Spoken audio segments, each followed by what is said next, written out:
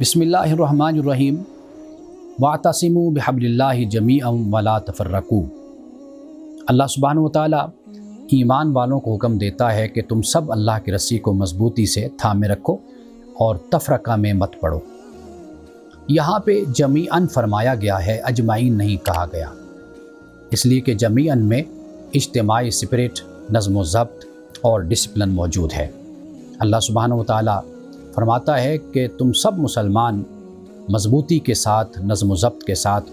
اور اجتماعی ڈسپلن کے ساتھ اللہ کی رسی کو تھامے رکھو اور تفرقہ میں نہ پڑو۔ اسی مقام پہ اللہ سبحانہ وتعالیٰ ذکر فرماتا ہے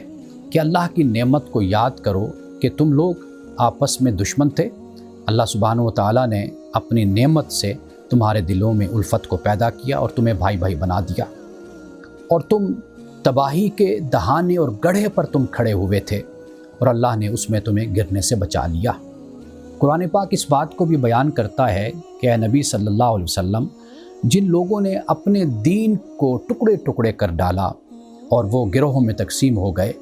تو فرمایا کہ اے نبی آپ کا ان سے کوئی تعلق نہیں ہے، اس لیے کہ رسول اللہ صلی اللہ علیہ وسلم جو دین لے کر ہمارے پاس آئے، تشریف لائے، وہ دین ہمیں اللہ کی رسی کو مضبوطی سے تھامنے کا حکم دیتا ہے۔ اگر ہم اللہ کی رسی کو مضبوطی سے نہیں تھامتے اور تفرقوں میں اور فرقہ واریت میں پڑ جاتے ہیں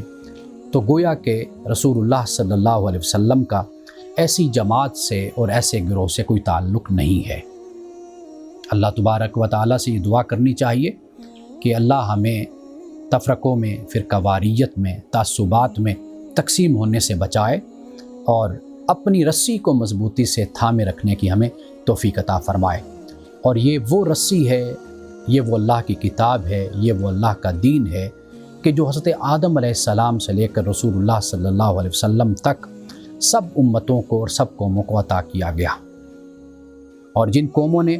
اللہ کی رسی کو مضبوطی سے تھامے رکھا وہ دنیا اور آخرت میں کامیاب ہوئی، اور جن قوموں نے، امتوں نے اللہ کی رسی کو چھوڑ دیا وہ دنیا اور آخرت میں ذلیل ہوئی۔